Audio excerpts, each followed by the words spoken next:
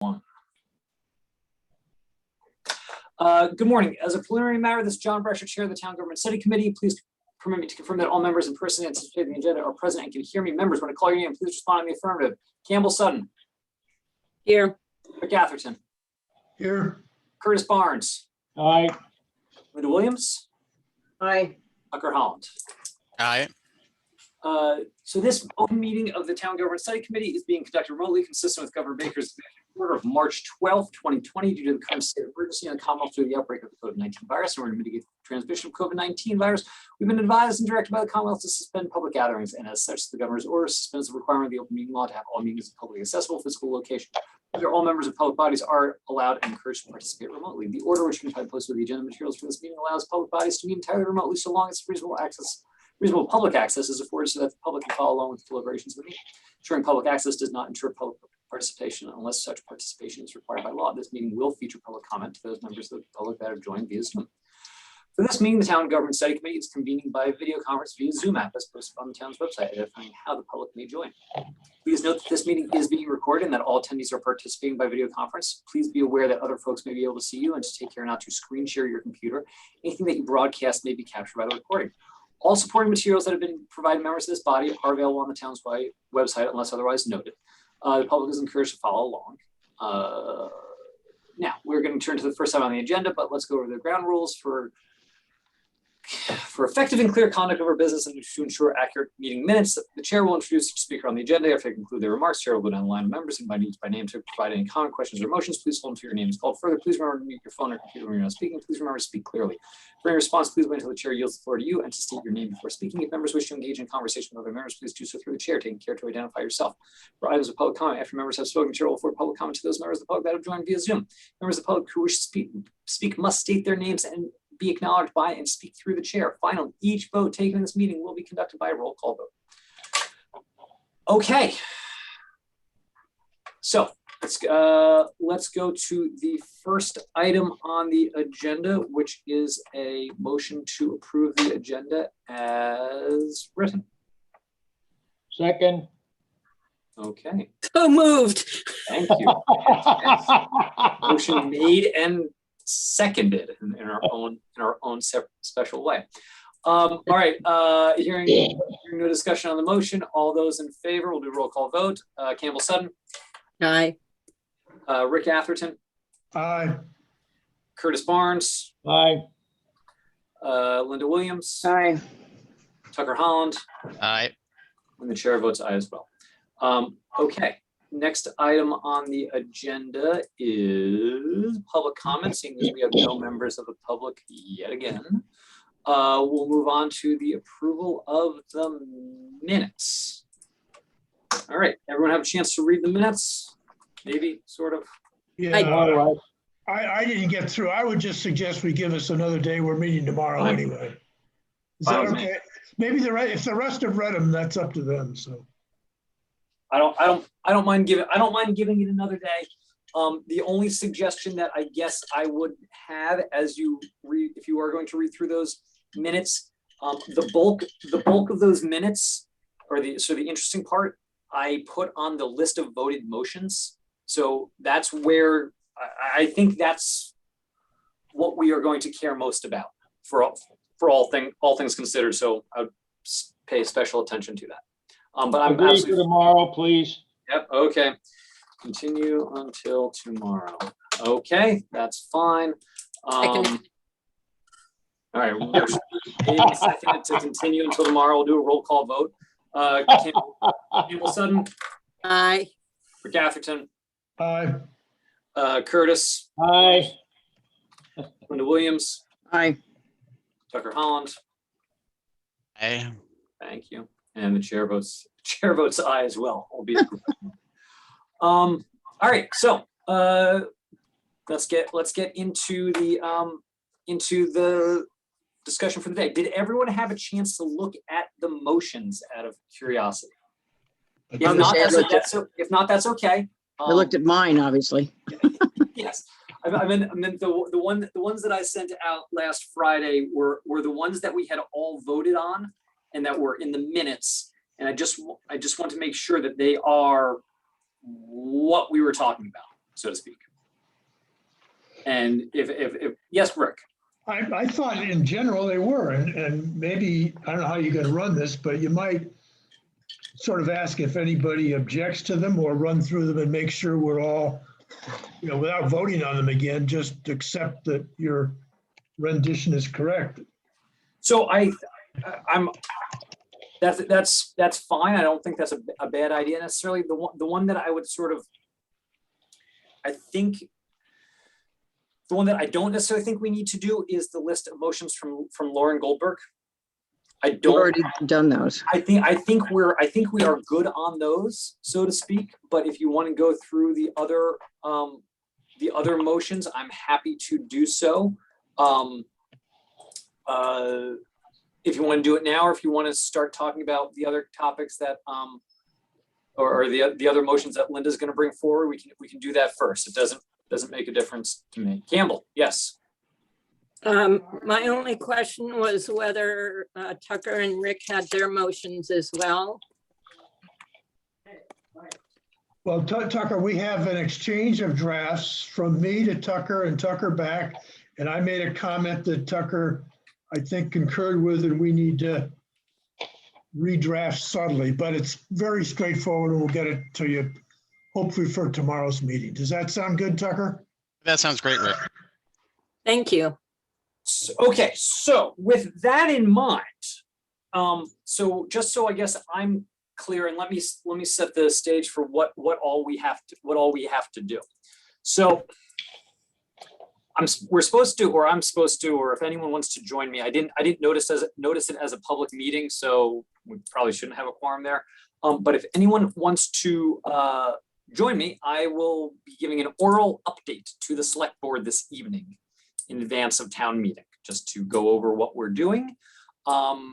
My sense is I'm going to just say, look, these are the paragraph, sort of go through the paragraphs and say, look, it's somewhat similar to what we did the last time. We've made motions and we've added this, that, or the other thing. And what I'll do is I'll send around sort of the draft of the memo that I was going to read off of, which is just an outline of where we're starting, or hopefully finishing from. Curtis, your hand's up. Yes, at tonight's meeting, when you report to the select board, are people going to be able to ask you questions other than the board or a public? I mean, I don't know. I'll be perfectly honest, Curtis. I don't know what the point is, other than that I think the select board wants to know what we're doing in our report prior to us reporting to town meeting. I don't think it's public, or I mean, yes, it's public. It's under, sort of department discussion, department requests. I'm not anticipating much of a back and forth with the public, but I could be mistaken. Campbell? So just a thought, I don't know what other people think, so, feel free to comment on it. I would think that you might just stick to any changes that we have from the original memo that we gave in January. Does that sound like something? I mean, that's fine. I think that it would sort of highlight, you're right, I think it would highlight the differences and sort of highlight our action items. Without reading the entire report, just say, this is where we are, this is where what we anticipate the final report being, but this is the shape we're at. They're asking for an update, number one, and my impression from our first meeting with them was that they didn't read the report anyway. No comment. So I'm just thinking that as an update, it would be whatever is different, like with maybe the licensing board compared to what we said originally. Do you see what I mean? Yeah. Because that would be what they want to know, is like, are we going to be, what are we going to be blindsided with? Like the town moderator thing or Right. the revisions to the Park and Rec additions that Linda has put together here. That's sort of what I think, but.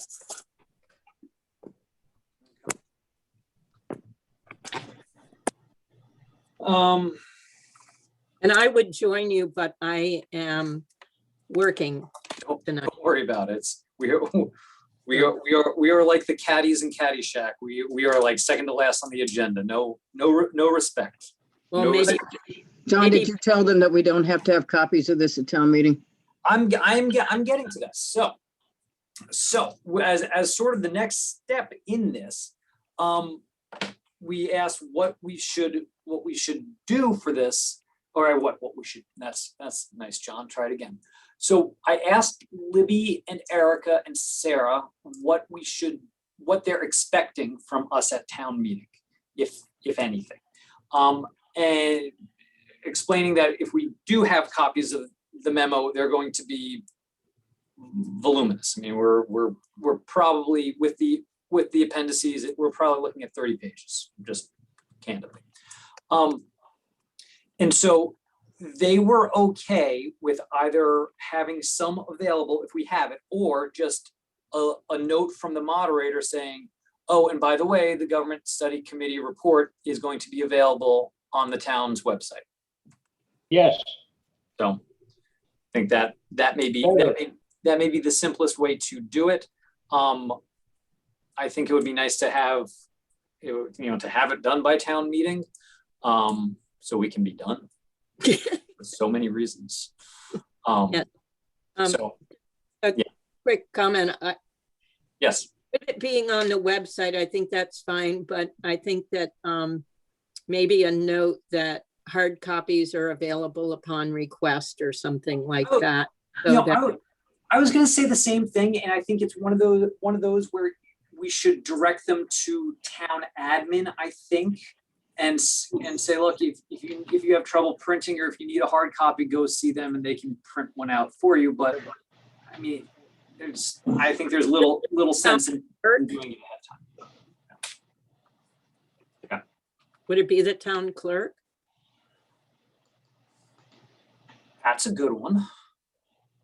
Maybe. I mean, it is to the town meeting, and she does keep track of all the outcomes from town meeting. I think Sarah's suggestion of doing it next year in 2022 seemed a bit distant for me. What was that? Sarah suggested that we present it at the 2022 annual town meeting, and I felt that was quite some time away. agreed. Too long. Yeah, and I think our terms will be up as of June, as it is, end of June. Yeah, June 30th. Yes, thank you.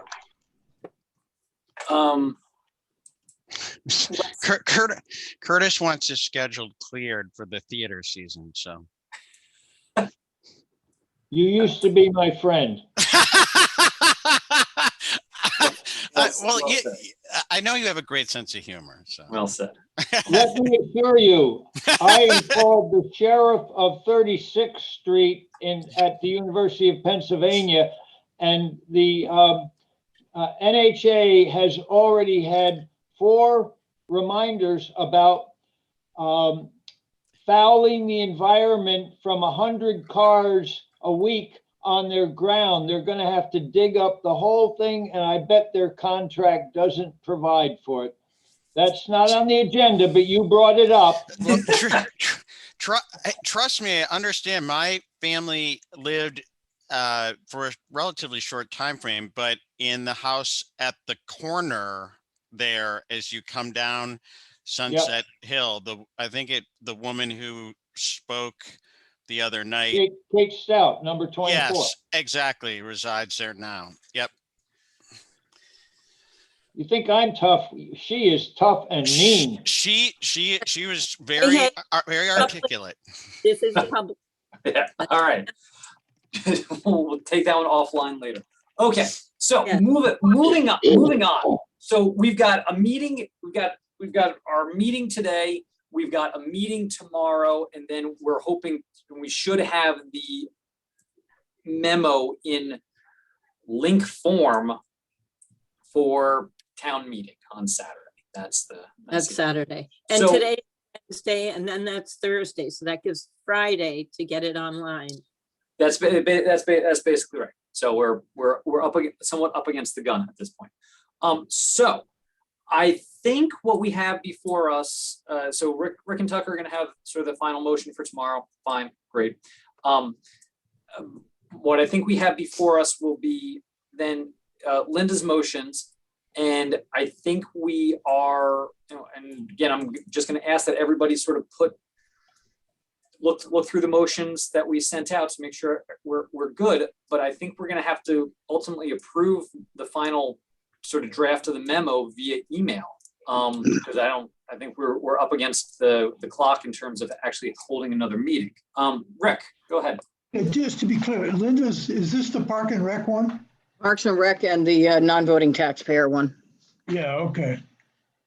So why don't we start with that, and then we can and then we can sort of move, I guess, start compiling or work on the compilation of the motions and what the memo is going to look like, and the formatting, syntax, etc. But I think we're inching closer to that finish line. So Linda, you want to go for the motions?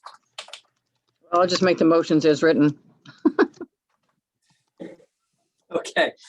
So For what's the, those curious, let me do the I'll do one at a time for the record. Let's start. We're gonna start with non-voting taxpayers. And so the motion is to provide that section 2.6 should be which provides that only one member of the non-resident property owners group speak at a matter before a town meeting. The motion would be that the committee thinks that this number should be increased or stricken in its entirety to allow fair and reasonable representation of concerns. And then the moderator will continue to have jurisdiction over the number who wish to speak with advance notice on which article that speaker would like to comment on. Non-resident property owner would be seated in designated area and be known to the moderator prior to the meeting at their location. So that is the gist of the motion. Campbell, you've got your hand up. so I'm just wondering what the motion is. It says what section 2.6 provides as only the one spokesperson, as opposed to what we had been discussing where it was up to the town moderator. I would maybe be in favor of increasing the number. I'm not in favor of an all-out discussion. I understand it's their tax dollars, but I just am not comfortable with the idea that they can pack the town meeting over an issue, and it really is up to the residents of a town. I don't go to Aspen, Colorado and buy property and think that I have a right to decision-making within the town. That's up to the town's jurisdiction. I'm not sure that I agree that they don't have a voice. I really do feel like they have plenty of voice. They get in touch with our town administration and DPW and, other branches of our government. So while I would be open to, and mainly for the representative concept that one may not be enough to properly represent their ideas. Like there may be a pro and there may be a con. Right. So maybe. That's why I said it the way I said it. Yes. So I'm just putting that out there as an increase in number versus stricken in its entirety. It's not up to us, but it's up to us to give them the option that they have to deal with this issue as they see fit. Oh, the Not select, tell- Yes, we're not telling them 10 people. We're not telling them 3 people. We're not telling them 4 people. I didn't want to go there. That wouldn't have been appropriate. I simply said increase the number or strike it entirely, leaving the that decision as to how many speak up to Sarah. okay. Okay, Tucker, your hand's up next, and then Curtis. Oh, thank you.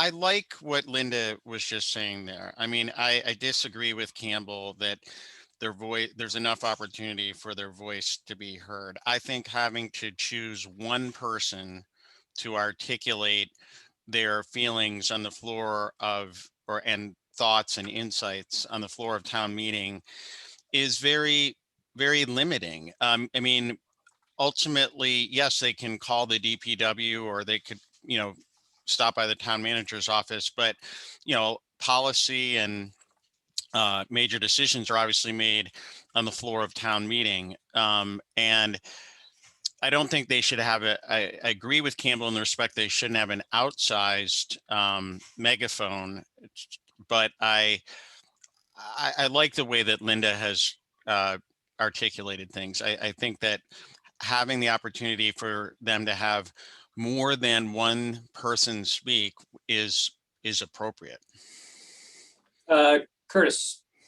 Well, I'm reinforcing that. I think the meat of this is the second paragraph. The moderator will have control, jurisdiction, advance notice to the moderator, and he or she can approve the appropriate number. So I think the key to this is, yes, I agree there should be an opportunity for more conversation, but the moderator can decide in advance of the meeting and let people know what's going on. So I think we're getting in a good direction on this. Rick, your hand was up. Just one observation is going back to our public hearing, and I think that was the major input on this issue that we actually had. My sense was they were frankly more interested in town administration's ability to get some things done, like the pump station at Children's Beach, than necessarily they were about voting on tax matters and how their money was spent. But just that's a comment. I think I don't mind going to increasing the number. I'd like to sort of do it in stages and have it up to, and let the moderator run as in the second paragraph, but say something like we support, up to 15 commenters at a town meeting, because you could really get carried away here if the moderator felt obliged to recognize people on 15 articles that they felt were important. Have you ever seen Sarah be obliged to anybody, first off? Well, Second off, I don't want to set a number. I don't know what the appropriate number would be on something that would only affect non-resident taxpayer. I don't want to set that number. I think Sarah and the Board of Selectmen can set that number. I don't want to be the one setting that number. Well, Fair and reasonable is the term that is appropriate. Yeah. Campbell, your hand's up. Yes, I almost forgot what I was asking about. Oh, so the question I have is currently it's one member of the non-voting taxpayers group. Is that correct? Are we still talking about members of that group, or are we talking about just non-voting taxpayers, period? What does that mean? Non-voting taxpayers are. So I think they're not part of the property owners association, right? Which is what is referenced in 2.6, I believe. What? If you you don't pay taxes if you're a renter. No. I think the question is, Campbell, if I can interject, I think the question is the one representative that can speak at town meeting, are they necessarily a member of the non-voting taxpayers, or could it be somebody else? That Well, committee, that group. Who? Now, look at the existing language. The existing language, it's covering all non-resident property owners. So Well, the point is that the non-voting taxpayer capitalized group is the sort of organized representation, if you will, in theory, of non-residents. But the way the charter presently reads is that if you're a non-resident, there's one person who can speak for you, which I just think is too limiting. I was going to comment that I'm not opposed to Rick's suggestion of having, like an up to some number. How do we decide that though, Tucker? Well, I'm not sure that we can pick the magic right number, Right. but I, fair and reasonable is also a little, I like the concept for sure. It's just, I think if we're giving a number, ultimately the board is going to make the decision here with Sarah. And so we're just trying to say that we're trying to, signal that one person is not enough, but 500 is probably too many. So Well, they're not going to pick 500, so I don't want to give them a number. I don't think we have the ability to do that. I'd rather they figure out what they want to do, or they leave it up to Sarah to be reasonable and fair and move on. But she's not going to allow 500 people to talk because she can't allow people to raise their hands. And I know that. but we can't think in personality. Sarah, some time down the road may not be moderator. Right, but So she doesn't allow anybody to speak unless she knows who they are and where they're sitting ahead of time. I've been through this with other people. So it's not like I'm raising my hand over there in the bullpen, up on the dais over there inside, and everybody can raise their hand and speak. She doesn't allow that. They have to notify her who's speaking and where they're sitting. So it's not Okay. just raise your hand and 500 people talk over in the bullpen. right, and this is only a recommendation. This isn't Right. any, so we're just recommending essentially is that they look at the issue, not that they do anything about it, but just that they look at it. I mean, I would be in favor of up to 5. I can't vote for that. No, That's Rick, go ahead. It through 15 either, so, That's why I don't want to put a number. All right, Rick, go ahead. Well, I think it's reasonable on this article to kind of tiptoe, if you will, into what's going to happen, and Sarah may not be around forever and so on. So I think at 5's a little low. So I'd put an up to number that we think is high enough to accommodate almost any currently foreseeable circumstances, up to 15, I don't mind. But I don't think I want to leave it open-ended. And then if after experience shows it should be open-ended, people can come back and change it again. But that would be my recommendation. Oh, Rick, that's another charter change. That's why I'd rather whatever changes in the charter, the selectmen and whoever the moderator is, come up with that number or how to proceed beyond the one person. I think we're treading in dangerous waters, giving them a number. We don't have any right to do that. And how do we know what that number is? We don't. They do. Hold on, Tucker's hand was up first. Go ahead, Tucker. I think Curtis was first. Okay, Curtis was first. Again, I think the second paragraph does what it needs to. The moderator would continue to have jurisdiction over the number who wish to speak with advance notice on an article that the speaker would like to comment, and be seated in a designated area known to the moderator prior to the meeting. That to me is the essence of this.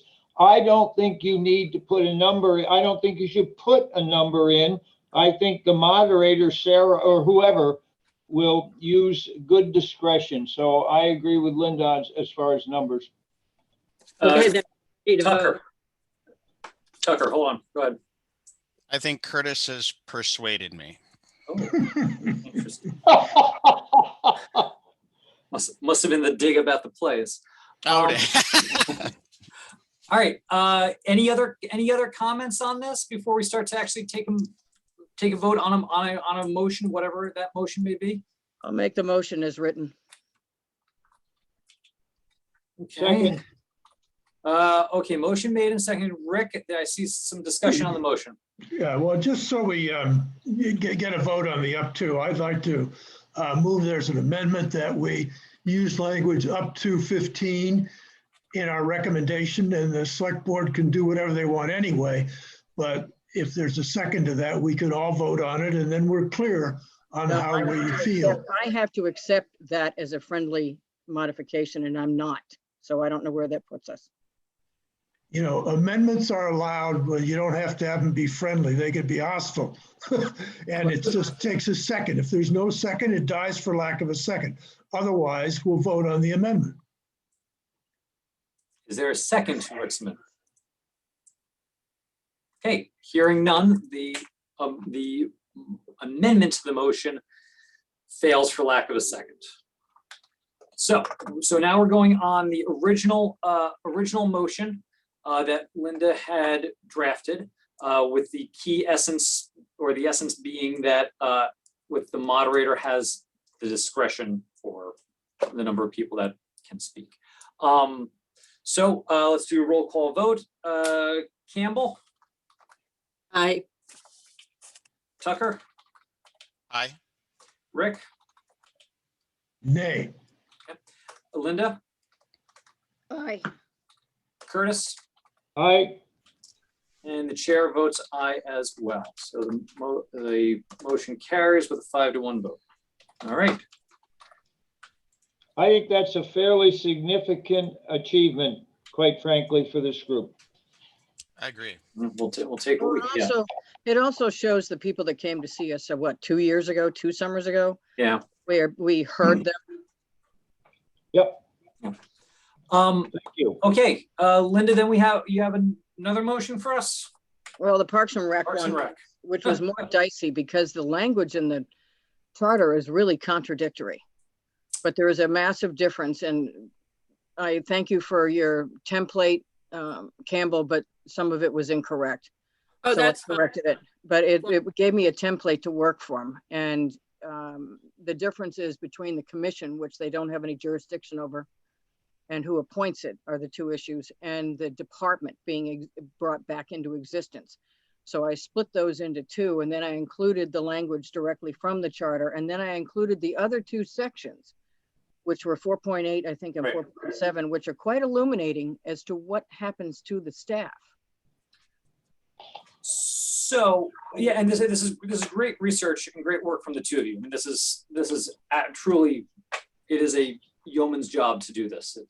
It is a quagmire, to say the least. So the question is, what is, are we, I don't mean to be rude, but is there a motion, or is this just the paragraph that we're going to include? Rick, your Well, hand. I think this has some pretty specific recommendations, so probably ought to be a motion. I just have one comment or thought, Linda, and Campbell, if you guys worked on this. There's a sentence by town council in the material we have where he admits the section is, incorrectly written. And I'm not sure we should include it, but I want to make sure you've thought about that. It seems to me it was quite clear that it's not written correctly. And I think it supports what we're trying to do. Right, but what I would say is that the council then says that Libby assured him that the, oh shoot, I should find that assured him that it was now under, that the commission was now under town administration. And again, the problem here is the department versus the commission. And the commission was moved under town administration. The department was maintained separately, along with the airport, the school, and the water departments was maintained. Park and Rec was maintained as a separate department. However, the Park and Rec Commission and it was moved to fall under town administration. the department was not. So there's a clashing with the use of commission and department as being the same thing when they are clearly not the same thing. And I don't at this point believe that the reassurance that Libby gave to town council regarding the question was accurate. Maybe that's what I mean. That's all right. It sounds too complicated. I have no problem with dealing with it the way you've written it, so. It's all right. Well, I'm trying to find out what we're actually dealing with because it looks like comment, item 1 is a comment. What is the actual motion? So Curtis, I was confused by that as well, and I've since reread it. And the one motion is, it is the last line of the first comment saying, it is recommended that the Park and Recreation Department be reinstituted as a separate entity with a fully funded line item budget and adequate staff, resulting in a return to the status it had prior to the elimination of the department. That's one, and then the other is Number 2. Yeah, thank you. The appointment authority to the Park and Recreation Commission should reside solely with the Select Board to eliminate any appearance of conflict and ensure that the town manager did not get embroiled in the politics of appointment into this commission, as has happened in the past. Comment?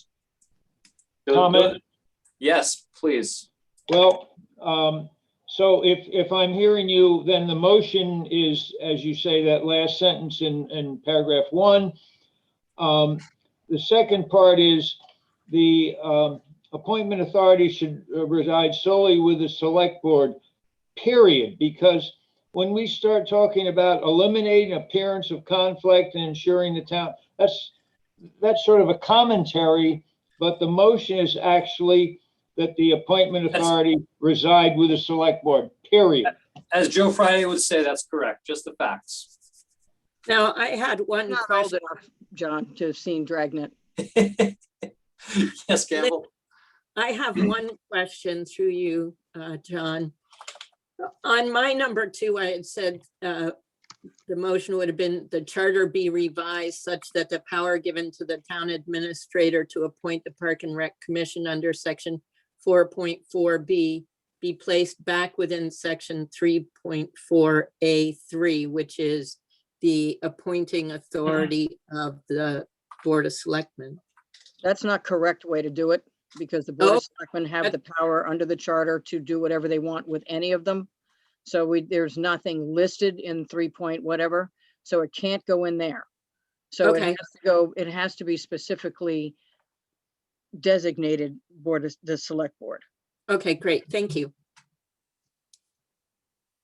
Yeah, I just would comment that I think Linda's right there. We're bringing out one committee and saying it is not available for delegation by the board by recommending, in effect, a new section that it's solely the responsibility of the board. Linda, is that what you're doing?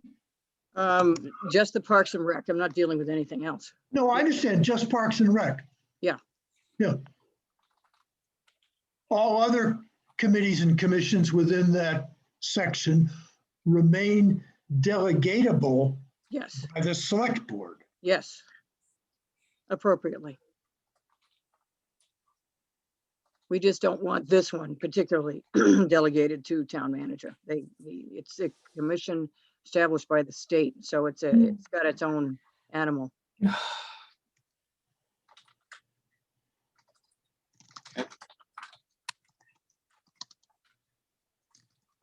Okay.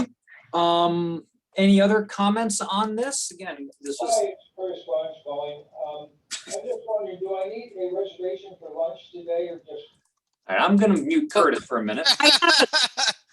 I have a quick question, John. Yes.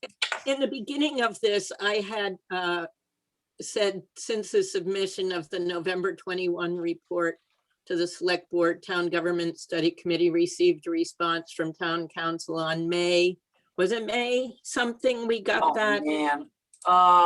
If you give me a second, I can find that out exactly. It doesn't have to be, I have question marks there because I'm not exactly sure of the date and I couldn't find it in my email. It May was in May. 5th. May 5th. There we Okay. go. Great, There's our magic date. thank you. Okay, so any other comments on this, or are we ready to vote on the motion? Are we taking each motion separately or I both? think we probably should, just to be on the safe side. Okay, Uh, so Okay, so why don't we start on the first motion, which is, as I pull up my handy screen, recommended that the Parks and Recreation Department be reinstituted as a separate entity with a fully funded line item budget and adequate staff, resulting in return to the status it had prior to the elimination of the department. So Second, that is the motion. Okay.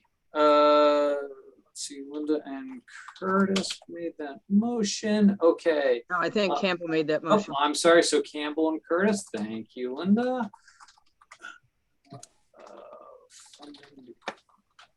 Okay. Let's see. Any further discussion on this particular motion? Hearing none, we'll do roll call vote. Campbell, aye, Tucker. Abstain. Okay. Rick, Aye. Linda, Aye. Curtis, aye, and the chair votes aye as well. Okay. 5-0. Tucker. So I can make a note. Which one was that on my sheet of paper? That was number 1 on your sheet. Okay. Then let's see, and again, the date above was May 5th. Okay, so then we had, the second motion was going to be the appointment authority to the Park and Rec Commission should reside solely with the Select Board. I'll make that motion. Okay, so Linda made that motion. Is there a second to that motion? second, Motion made and second as it relates to appointing authority. Any further discussion on this motion? Okay, hearing none, we'll do a roll call vote. Campbell Sutton, aye, Rick Atherton, Aye. Linda Williams, Aye. Curtis Barnes, aye, Tucker Holland. Tucker. Oh, he abstained before. Abstain? Okay, cool. Okay, and the chair votes aye as well. So that, again, we'll go for a 5-0 vote in favor with Tucker abstaining. Okay, whoopee. cool. Look at that. Look at that progress. Can't stop it. Okay, so with that in mind, I think we're waiting on 2 things at this point, unless I'm mistaken. Actually, did we, I feel like I should know this, but I'll get to you in a second, Campbell. Did we ever finalize if the government study committee should be appointed by the moderator? We did talk about it because she brought it up. I don't think we ever made a motion on that one. I'll make So that moved. motion. Whoa, hold on before we jump that gun. I'm going there. Campbell, go ahead.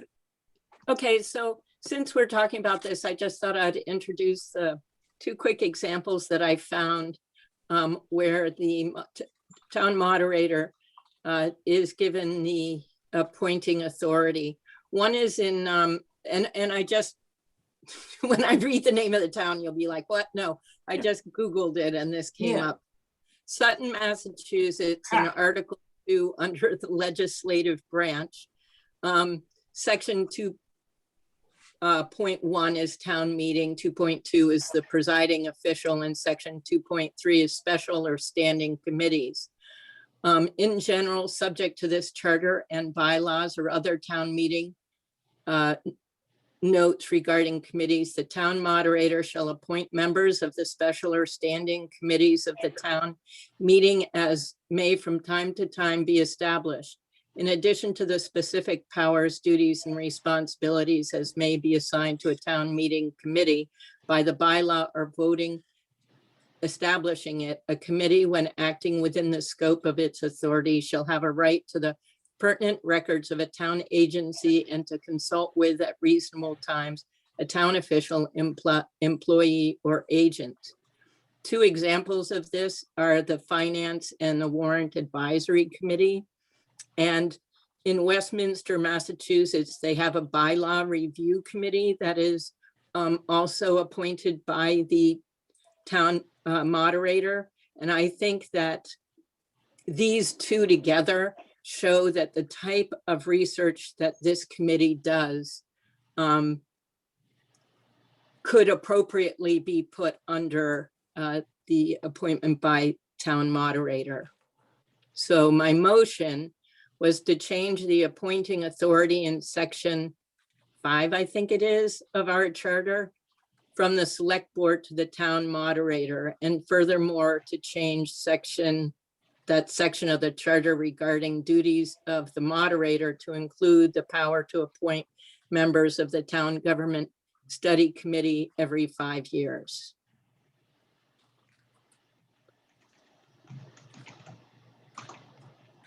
Any questions? Thank you for looking that up. That's awesome. Okay. Any discussion on this before we get, if anybody wants to make a second to the motion? So we want to, has someone talked to Sarah? I mean, I don't recall having a discussion. I'm not against this. I just, so somehow that would seem to be helpful here and actually in the prior one about non-voting taxpayers. I reached out to Sarah to give her a heads up that we were thinking about something along these lines, and without putting words in her mouth, I think I got a non-committal response of just, oh, that's sort of, oh, that's interesting. Something along those lines, so to speak. Yeah, Campbell, is your hand up or just? Sorry, well, I was just thinking as Rick said that instead of saying the motion to change the appointing authority, would it just, Rick, would it be more appropriate to put, strongly recommend the change to change the appointing authority? My only comment here is just to remind us all, we had a warrant article about changing the appointing authority of the Finance Committee 3 years ago or so. And that was put in as a citizen petition. And then what happened, of course, people said, oh my gosh, I'm not sure I like that. And so it sort of died on the vine. And I don't quite know what to expect here, quite frankly. Maybe the select board likes to appoint this committee and we haven't discussed it with either party other than John's comment. Well, it still requires this board, the select board and Sarah to come to an agreement on this. We're just making a recommendation after all this time we've discussed for over 2 years. We're simply making a recommendation that we see this as a positive thing. They can do what they want with it. So we're not telling anybody to do something. We're saying this is a good idea and other towns do it. End of story. It's a good point. I don't mind doing it because I like the idea that it emphasizes the committee or the activity is reporting to town meeting and not to the select board. So I support the concept. And I'll vote for it if that's how you want to put it forward. That's okay with me. Yeah, I just feel like a lot of this is going to be up to them. Yeah. But it makes us look like we made a decision on something. Yeah. We like that. Exactly. Okay, so the motion has been made. Tucker, just to recap, the motion is to recommend changing the appointing authority in section 5 of the charter from the select board to the moderator, and to change the duties of the moderator to include the power to appoint the town government study committee every 5 years. Run that by me again. The motion is to recommend changing the appointing authority, section 5 of the charter, from the select board to the town moderator, and to change the duties of the moderator to include the power to appoint the town government study committee every 5 years. That's my motion. Okay. Seconded. Motion made and seconded. Any further discussion on the motion? Okay. Hearing none, let's do a roll call vote. Campbell, Aye. Tucker, Aye. Rick, Aye. Linda, Aye. Curtis, Aye. and the chair votes aye as well. Nice. Okay. Yes, Campbell. Okay, so if we're going on to another topic. I think so. Okay, so one of the topics that we had discussed was recommending a biannual town meeting. And again, this was just sort of in the same, I was actually looking up how many people it takes to sign a petition, right? If there was a state thing for it. But anyway, so I found these things. So in Westminster, Mass, they establish a standing spring and fall session with dates established by bylaw. And I think we were, as a group, in favor of this biannual town meeting concept. So I just had included to John a couple of examples, one Westminster and one again from Sutton. And the one from Sutton is interesting because they say it is to be held in May or June and shall be primarily concerned with the determination of matters involving expenditure of town funds. And that's operating budgets and things like that. So Yeah, I just thought, so you know, they're proposing a special town meeting in the fall. Oh, joy. This is stupid. This is just stupid. I think that this is one of the things that in my research I found was that the benefit to this is you don't have to call a special town meeting. Right. And if you don't need the fall town meeting, you don't necessarily have to have the town meeting. Right. And in a condition like the pandemic, that's pretty much what we did last year, was do all the operating budget at the town meeting, and then anything else that was contested was passed forward to this meeting. So we have a meeting within a meeting, and I think it's worth recommending strongly that the town adopt this biannual town meeting format, and that the wording be up to town council or something. Have we said? I will interject. I am pretty positive, and I will check my records right now. We already made that motion. I'm pretty sure Yes, we did. we voted. Come on, yes. Yep. It was Curtis. Yep. Curtis and then Linda to amend the charter to require a biannual town meeting and to add a comment in the memorandum why the committee thinks this is a wise idea. And we all voted in favor of that. So good, Yeah. good for us. The motion is on the last page of your draft motions, John. Yes, thank you. So Comment. Go ahead, Curtis, and then we'll go back to Campbell. I just want to remind us that Andrew Vorse has been asking for that fall meeting for years to deal with all the zoning stuff, so we don't spend so much time at the annual meeting. But if we've already voted, which I think I recommended, let's keep moving. I think we're in good shape. Yep. Anything else on this, Campbell? no, just if we need examples, I think I sent you 2 examples of wording. I'll check, but I think that's going to be great to sort of bolster the paragraph in there and say this is what we did. This is this is why we did it. More importantly. And then my next one would be regarding the number of signatures needed for a citizen's petition. I thought we voted that. We did. We did. You did, but I just wanted to bring up some information that I found. Some towns deem the select board as the arbiter of what articles can be included, and therefore individuals can write in requests for submission as a warrant article. We've already done this, and this is superfluous. It's not really, because General Law, Part 1, Title 7, Chapter 39, Section 10. The selectmen shall insert in the warrant for the annual town meeting all subjects, the insertion of which shall be requested to them in writing by 10 or more registered voters of the town. At the very end of this rule, it says that, and it says the 100 for special town meetings, or by 10% of the total number of registered voters of the town, whichever number is the lesser. Interesting. So to me, that speaks to the number of registered voters. So we technically, if we were to follow this, we would need 9. And that's all I'm saying, is that as I thought, there is some information at the government's website surrounding this. That would be a minimum, probably up to each individual town that has a charter. Not all towns have charters in the state. They're required to, but not all have done it. That we can designate whatever we want, but that is the minimum amount that's prescribed by state.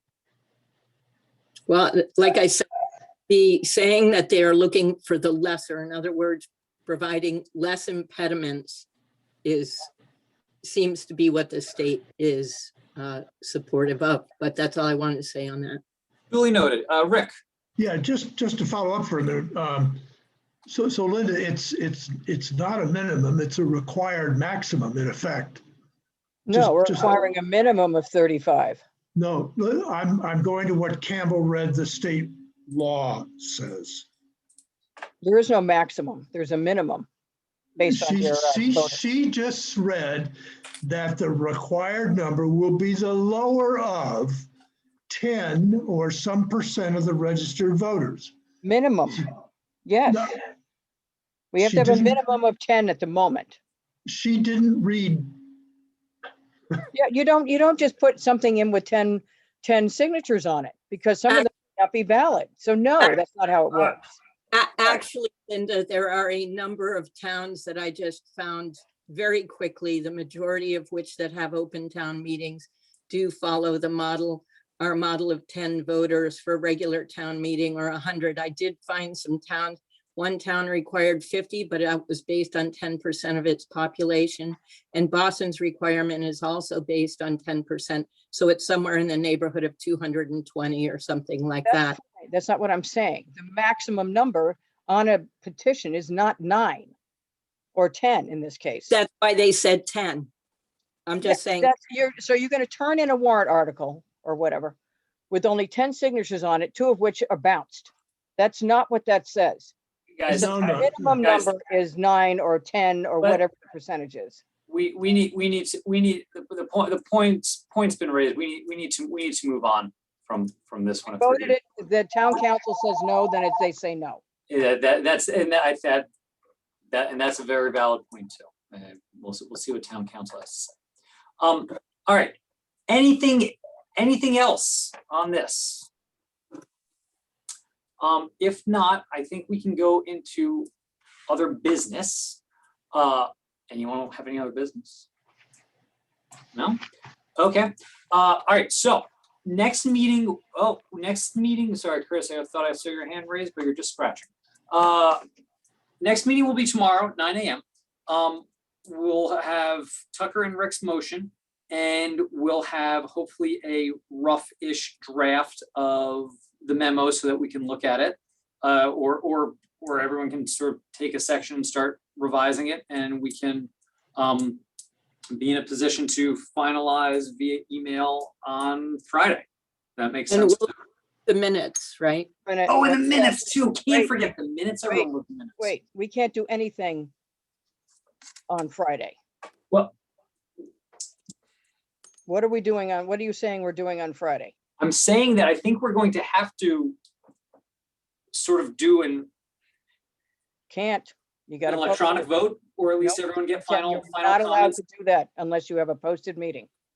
Well, then how on earth are we gonna get this in an approved version into town meeting for Saturday? Well, we're Don't gonna have to adjourn meet. this meeting. Don't adjourn this meeting. Just No, you carry it can't do over that. so that it continues to No, no. Thursday and Friday. No, you can't do that legally anymore either, as of about 5 years ago. So don't do that. What we can do is have a meeting on Friday afternoon after 2 o'clock, because you can post it before 2 o'clock today for a meeting after 2 o'clock on Friday. The thing is though, I don't think we actually need to meet. I think we just need to, You cannot take a vote by email. It's illegal. do we? I don't- need- We're gonna take a vote we're not taking a vote. We would take a vote tomorrow on the rough draft of the memo. Yeah, And would Which include, will be distributed on Friday.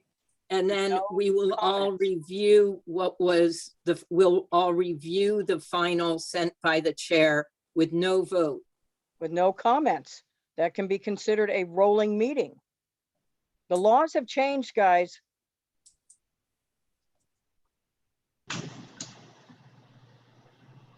So you gotta make a big attempt to get this done tomorrow. Otherwise, post a meeting for Friday after 2 o'clock.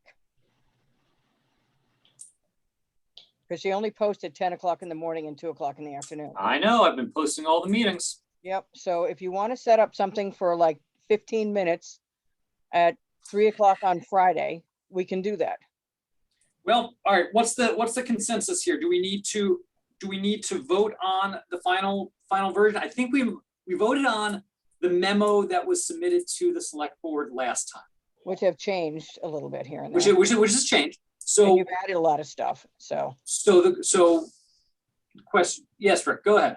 Just as an alternative, we could also vote to delegate to the chair to approve the memo consistent with all our discussions. Thank you very much. Yeah. Yes, tomorrow's that- meeting. Yeah, or I'm trying fine. to get, thank you, Okay. Rick. Tucker?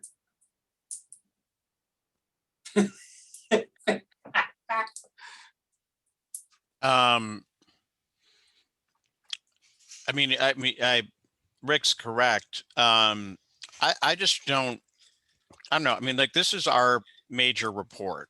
Yep. And I feel like, that we should, if we're still building the plane while we're flying it tomorrow, we're gonna want to inspect it before we take off on the runway on Saturday. So I like that metaphor. Friday, 3 o'clock, post it. He has to check with Erica first. I have a Want me to question. check with Erica while I'm sitting here? All right, I'll do it. I have a quick Go ahead. question. I have her cell number. I'm just wondering if we can do a meeting, make the announcement at town meeting that it will be online Tuesday morning, I don't think so. and then have time to do the inspection before the runway runs out. Hold on.